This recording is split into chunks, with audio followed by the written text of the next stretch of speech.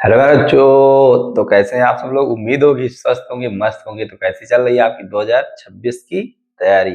मेरा नाम अरविंद राजपूत, मैं एमएससी मैथमेटिक्स। मैं आज आपके लिए लेकर आया हूँ चैप्टर नंबर 4 जो फिजिक्स का है।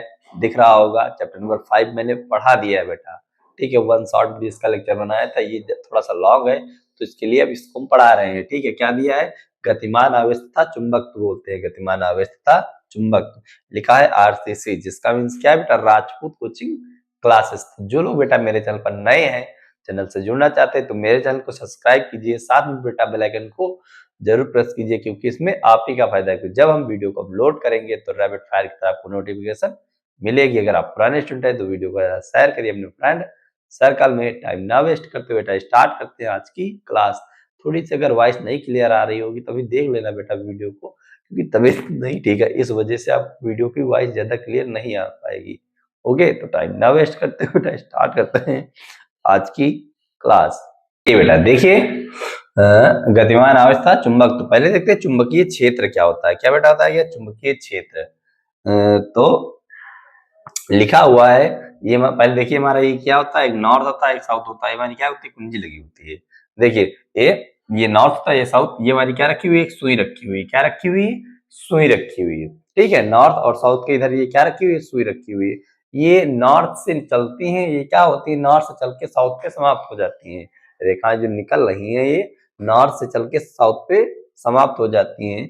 लिखा बेटा गया है किसी चुंबक के चारों ओर का वह क्षेत्र, किसी चुंबक के चारों ओर का वह क्षेत्र जिसमें चुंबकीय सुई में बल आगुण आरोपित होता है। जिसमें क्या होता है? बल आगुण आरोपित होता है। किसमें बेटा? चुंबकीय सुई में ना। चुंबकीय सुई में बल आगुण आरोपित होता है, जिससे चुंबकीय सुई एक निश्चित दिशा में आकर ठहरती है। ऐसे क्षेत्र को चुंबकीय क्षेत्र कहते हैं। आएगी और निश्चित दिशा में क्या हो जाएगी बेटा? ठहर जाएगी। ठीक है, ठहर जाएगी, उसको क्या बोलेंगे? चुंबकीय क्षेत्र बोलेंगे। तो देखिए बेटा, आप क्या पढ़ेंगे? वैद्युत धारा का चुंबकीय प्रभाव क्या होता है? वैद्युत धारा का चुंबकीय प्रभाव। वैद्युत धारा का चुंबकीय प्रभाव क्या होता है? जब किसी चालक तार में धारा प्रवाहित की जाती है।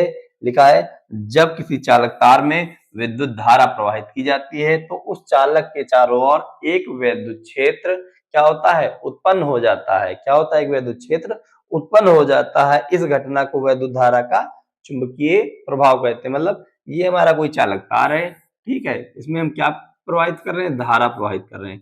तो इसके चारों ओर वैद्युत क्षेत्र उत्पन्न हो जाएगा। क्या? इसके चारों ओर, चालक के चारों ओर एक वैद्युत क्षेत्र उत्पन्न हो जाता है, जिसको, इस घटना को क्या कहते हैं?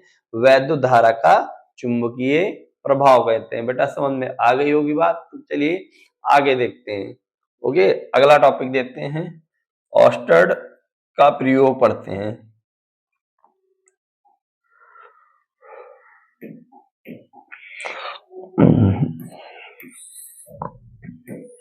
ये बेटा बहुत इजी है। ओके, सब थ्योरी वाले हैं ज्यादातर इसमें। जो डेरिवेशन वाले होंगे उसका भी डेरिवेशन जहाँ पे होगा उसको डेरिवेशन करा देंगे। ये थ्योरी वाले हैं तो समझ लीजिए, क्योंकि इसमें आपको बेटा समझने की जरूरत है। ठीक है,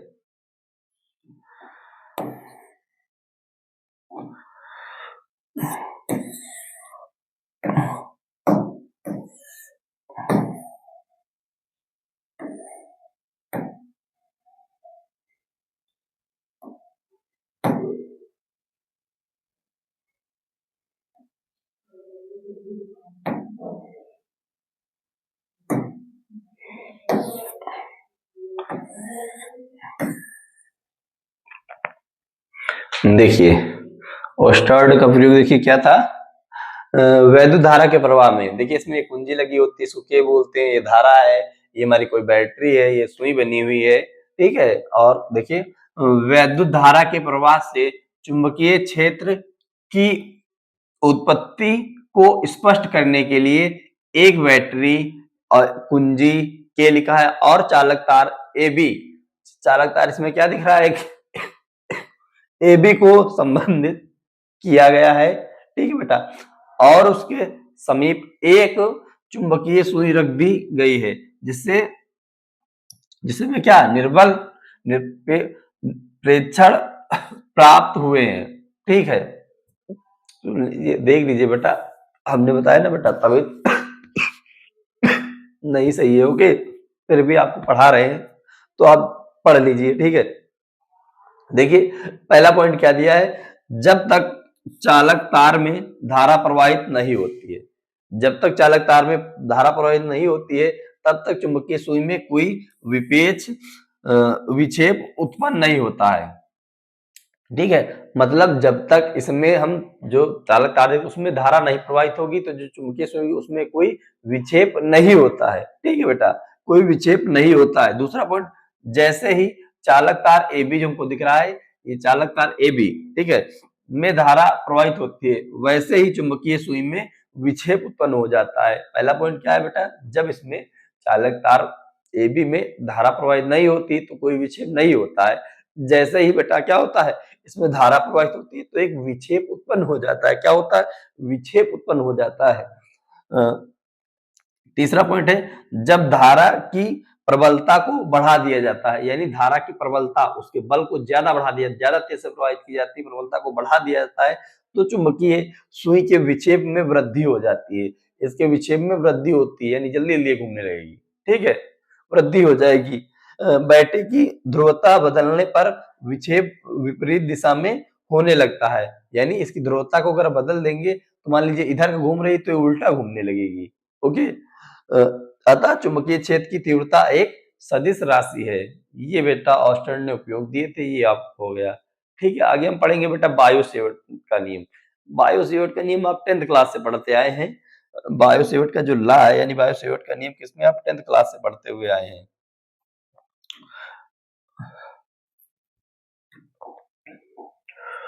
देख लीजिए बायो सेवर्ट लॉ,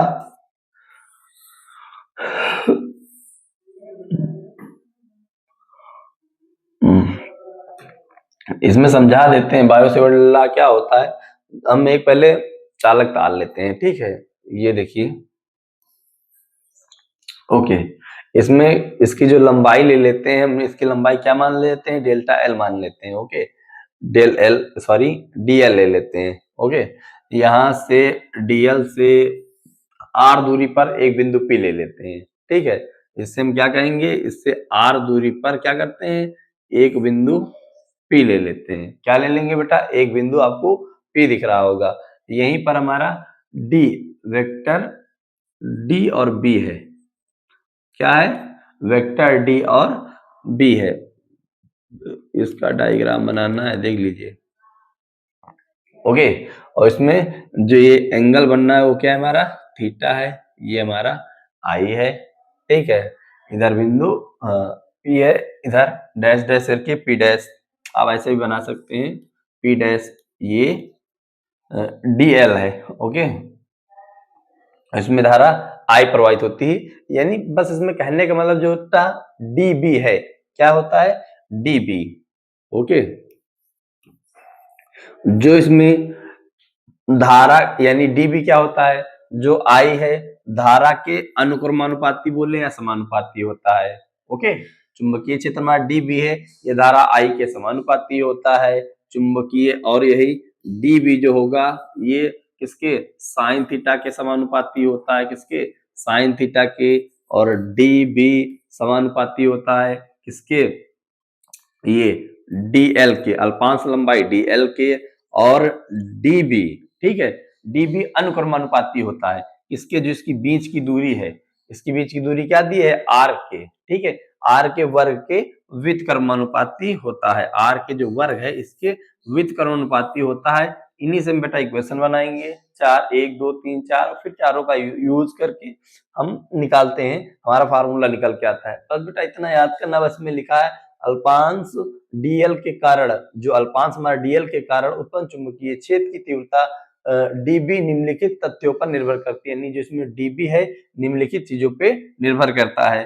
पहला क्या है, देखिए अब इसको समझ में आ गया होगा बेटा, ये आप डायग्राम बना सकते हैं, ठीक है, कहीं पे सर्च करेंगे डायग्राम आपको मिल जाएगा। निर्भर करता है, तो पहला हमने बताया कि जो डी और बी है आपका, डी और बी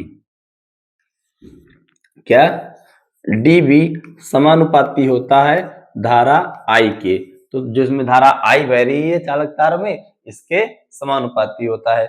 दूसरा बताया डी और बी, क्या डी और बी समानुपाती होता है डी एल के अल्पांश लंबाई, डी एल के, इसको समीकरण 2 मान लेंगे। फिर डी और बी समानुपाती होता है किसके, साइन थीटा के, किसके बेटा, साइन थीटा के, इसको समीकरण हम 3 मान लेंगे। और फिर डी और बी ये समानुपाती होता है किसके, व्युत्क्रमानुपाती होता है बीच की दूरी आर के वर्ग के, ओके, इसको समीकरण 4 मान लेंगे। इसको क्या मान लेंगे, समीकरण 4।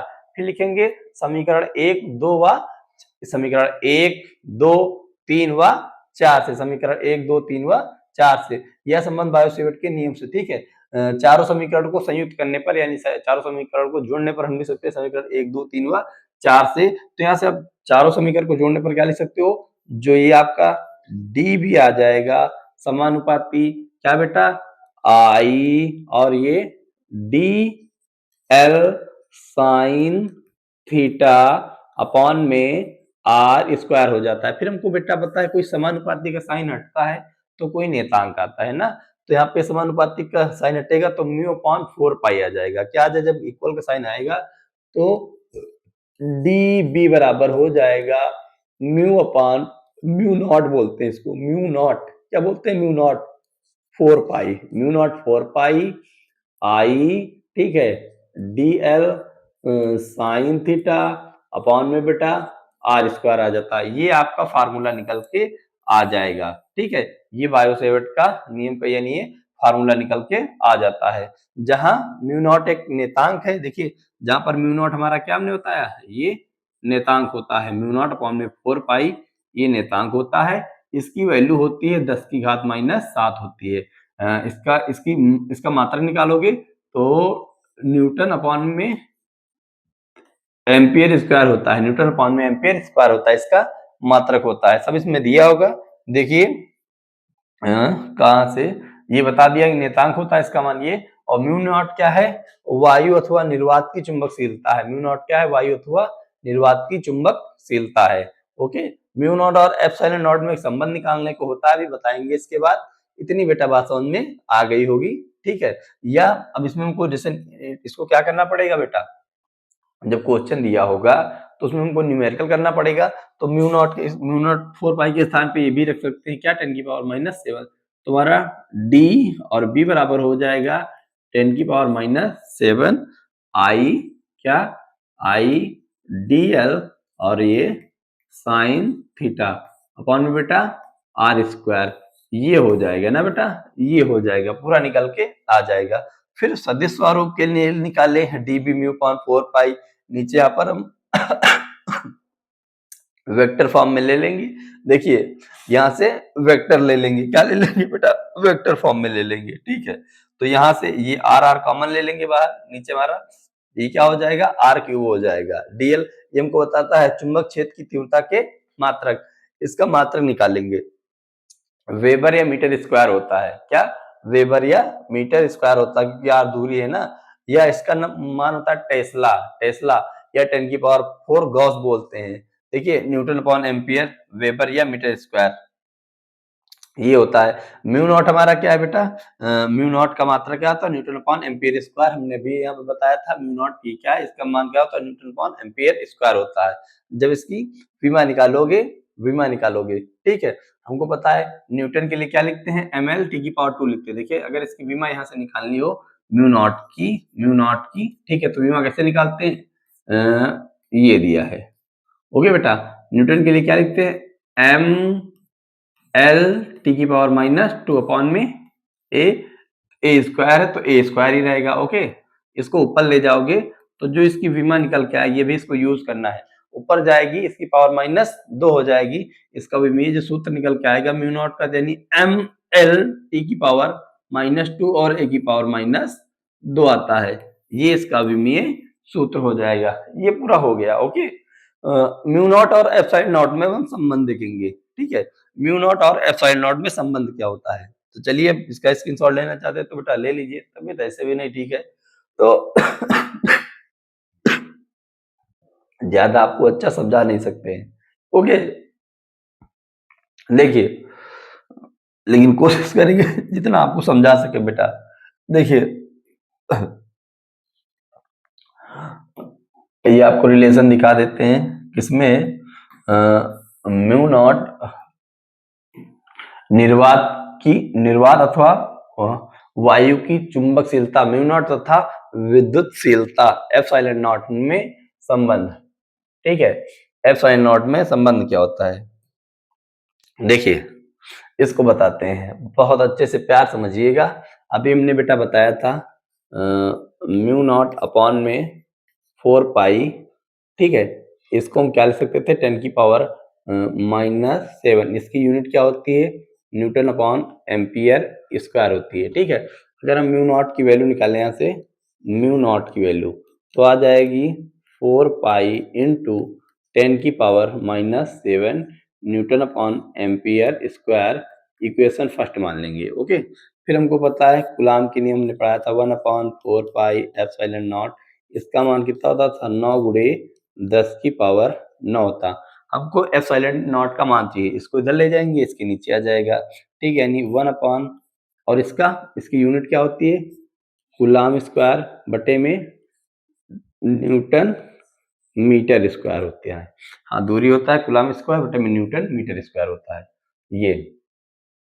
ओके, ये आपका आएगा, क्या आएगा बेटा, फार्मूला आ जाएगा।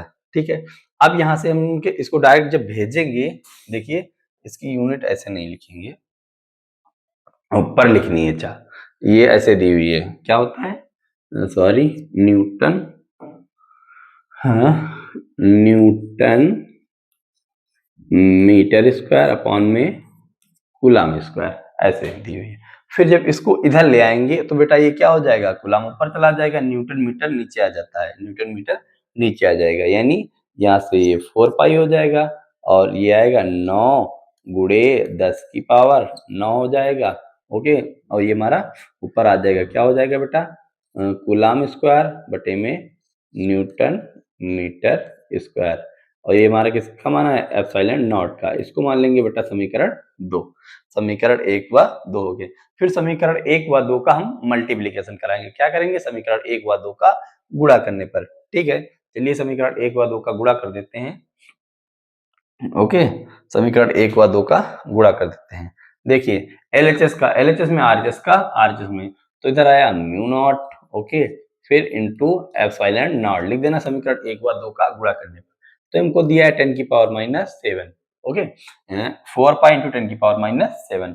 समीकरण 1 देखिए बेटा क्या लिखा था, 4 पाई, क्या लिखा हुआ है, 4 पाई इंटू 10⁻⁻⁷ दिया हुआ है। ओके, इसकी यूनिट क्या लिखी है, न्यूटन अपॉन में एम्पियर स्क्वायर। एप्सिलॉन नॉट का मान क्या लिखा है बेटा, 1/4 pi epsilon not, 1/4 pi epsilon not, epsilon not की तो वैल्यू ही रख रहे हैं, 1/4 पाई 9 गुणे 10⁻⁹, यानी 9 इंटू 10⁻⁹ दिया हुआ है। फिर इसकी ये यूनिट लिखी, मात्रा क्या लिखा हुआ है, कूलाम स्क्वायर बटे में न्यूटन मीटर स्क्वायर। इतनी बात समझ में आई होगी। फिर देखिए बेटा क्या करते हैं, इस 4 पाई से ये 4 पाई काट देंगे, इस न्यूटन से इस न्यूटन को कट कर देंगे। ओके, जो 10 की पावर ऊपर माइनस के इसको नीचे ले आएंगे तो ये प्लस की हो जाएगी, और ये यूनिट वाले जो इसके टर्म को हम पास में लिख ले। देखो पहले हमने कहा ये 10⁻⁻⁷ को इधर लिख लिया। ओके, फिर इनको हमने पास में लिख लिया, किसको, 9 गुणे 10⁻⁹ को। ठीक है, इसको इसके नीचे लिख लिया, कूलाम स्क्वायर बटे में a square into m square. Okay, फिर अब क्या करेंगे, इसका हम होल स्क्वायर बना लेंगे। देखिए ये ऊपर माइनस के नीचे पावर किसकी आ जाएगी, प्लस की आ जाएगी। इसको हम क्या लिख सकते हैं, यहाँ से इधर हमारा म्यू नॉट और एप्सिलॉन नॉट दिया। Okay, mu naught into epsilon not, नीचे ले आओगे बेटा, देखिए 10⁻⁻⁷ नीचे आएगी प्लस की, और 10⁻⁹ है तो 10 की पावर कितनी हो जाएगी, 16 हो जाएगी। 9 इंटू 10⁻16 हो जाएगी, यानी 16 हो जाएगी। और इसको हम ऐसा लिख लेंगे बेटा, क्या, सी अपॉन में सी ए एम का होल स्क्वायर। ओके, फिर हम जानते हैं बेटा क्या जानते हैं, सी बराबर यानी सी क्या कुलाम है यहाँ पर, इसको एम्पियर सेकंड रख सकते हैं, यानी सी के स्थान पे एस रख देंगे। ओके, तो यहाँ से हमारा क्या हो जाएगा, देखिए 9 और ये 10 की पावर 16 यहाँ पे रखेंगे तो ए और एस, तो ये हमारा कितना है, ए एम, इसका क्या लिखा है, होल स्क्वायर लिखा है, इससे ए से ए काट देंगे, इसको नीचे ले आएंगे।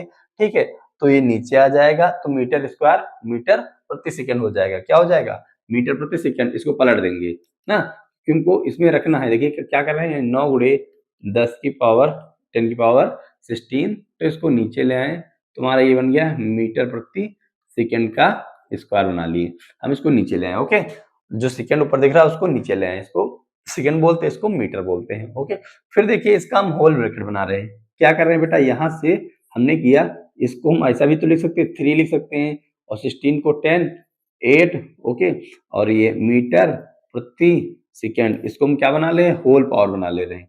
बना सकते हैं बिल्कुल। अब हमको जानते हैं बेटा 3 × 10⁸ मीटर पर सेकंड, ये मतलब हमारा क्या होता है, स्पीड ऑफ लाइट होती है। स्पीड ऑफ लाइट जिसको हम सी से डिनोट करते हैं। किससे डिनोट करते हैं, सी से। हमको पता है ये प्रकाश की चाल होती है 3 × 10⁸ मीटर पर सेकंड ना बेटा। तो यहाँ पे हम क्या रख देंगे बेटा, सी रख देंगे। क्या रख देंगे, सी, यानी हमारा ये mu naught into epsilon not. तो यहाँ पर क्या आ जाएगा, सी आ जाएगा बेटा, 1/c² हो जाएगा। ओके, इधर क्या हमारा म्यू नॉट और एप्सिलॉन नॉट है, फिर सी इधर आ जाएगा, ये इसके डिवाइड में चला जाएगा, यानी c² बराबर क्या हो जाएगा बेटा, देखिए c² बराबर क्या हो जाएगा, c² बराबर 1/ ये हमारा बेटा mu naught into epsilon not. इधर से स्क्वायर हटेगा, इधर रूट आ जाएगा। क्या आ जाएगा, रूट। 1/रूट में आ जाएगा म्यू नॉट और एप्सिलॉन नॉट आ जाएगा। ये आपका बेटा निकल के आ जाता है। ओके, ये आपका निकल के आया हुआ है। फिर हम क्या निकालते बेटा, इसकी विमा निकालते, तो विमा निकाल देंगे। म्यू नॉट की विमा क्या होती है, ml(t⁻²) a⁻²। ये किसकी है, म्यू नॉट की विमा है। ओके, और फिर एप्सिलॉन नॉट की विमा क्या होती है, m⁻⁻1 l³ - t⁴। इन दोनों से हम इसको सॉल्व करेंगे। देखिए बेटा, इसकी m की पावर प्लस है, इधर m की पावर माइनस, तो m की पावर 0 हो जाएगी। l की पावर देखिए यहाँ से l की पावर 1 है, यहाँ पर l की पावर कितनी बेटा लिखी हुई है, 3 लिखी है, तो l की पावर कितनी बचेगी, 2 बचेगी। यहाँ देखिए बेटा t की पावर -2 है और t की पावर 4 है, तो प्लस t की पावर 2 बचेगी। a की पावर ये, a की पावर से पावर कैंसिल हो जाएगी, यानी ये माइनस वाला है बेटा।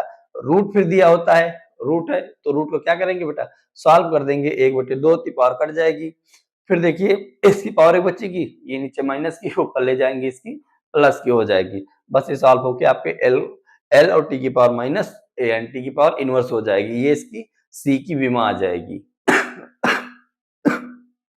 बस समझ लीजिए बेटा, नहीं अगर समझ में आता है तो लोग बता देते हैं। ओके, समझा देते हैं, टेंशन मत लीजिए। देखिए अब इसका स्क्रीनशॉट लेना चाहते तो ले लीजिए, इधर ले लीजिए, इधर बात देखिए बेटा, लिखा सेम सेम वही है। ओके, देखिए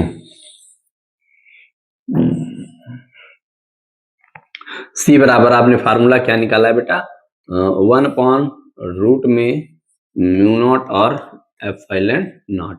ठीक है, देखिए हमने इसके लिए इसकी विमा निकाली थी। क्या निकाली थी बेटा, m, ओके, l t की पावर -2 a की पावर -2। ओके, t की पावर -2 और a की पावर -2, a की पावर -2 निकाली थी बेटा। ये हमने सब पढ़ाया हुआ है कहाँ पे, ये तो अभी हमने बताया था कैसे निकालते हैं। और ये हमने जो एप्सिलॉन नॉट की विमा है, ये हमने पहले चैप्टर में पढ़ाया था, वैद्युतावस्था क्षेत्र में कूलाम के नियम में हमने ये बेटा पढ़ाया हुआ था। ओके, जो कूलाम के नियम की निकल के आती है, जो यहाँ पे लिखी हुई है, m की पावर -1,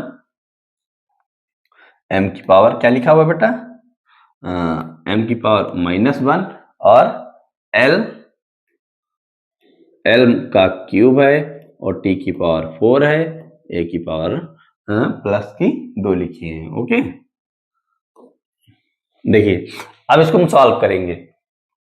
सॉल्व क्या, मल्टीप्लीकेशन करेंगे ना, गुणे में पावर सेम सेम होती है तो क्या होता है, ऐड हो जाता है ना। गुणे में पावर जब सेम होंगी तो क्या करते हैं, ऐड कर देते हैं।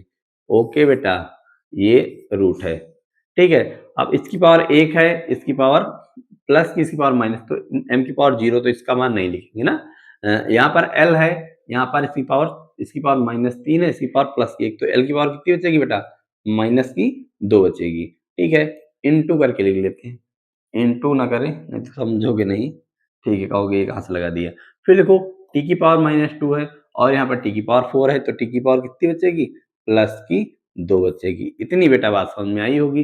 फिर a की पावर -2, a की पावर +2, ये हमारी 0 हो जाएगी, ठीक है।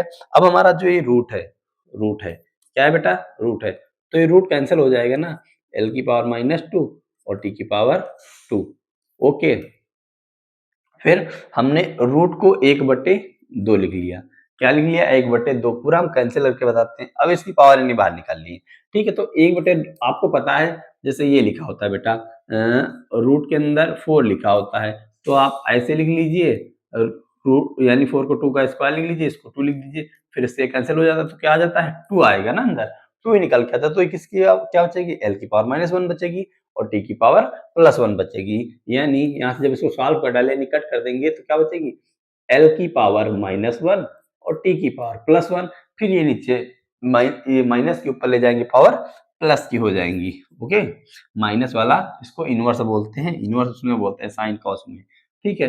तो ये l बचेगा और इसको जो ऊपर ले जाएंगे तो t की पावर -1 हो जाएगी। तो ये क्या हो जाएगी आपकी बेटा, c की विमा निकल के आ जाएगी। देखो यही निकल के आई है, l और t की पावर -1 निकल कर आई हुई है बेटा, ठीक है। तो अगर ये मेरी क्लास अच्छी लगती है तो वीडियो को लाइक कीजिएगा, चैनल पर पहली बार आए तो सब्सक्राइब कीजिएगा। साथ में बेटा हमें कमेंट करके जरूर बताएं आपको वीडियो कैसी लगी। तो बेटा मिलते हैं नेक्स्ट क्लास में। वीडियो देखने के लिए धन्यवाद। Thanks for watching this video.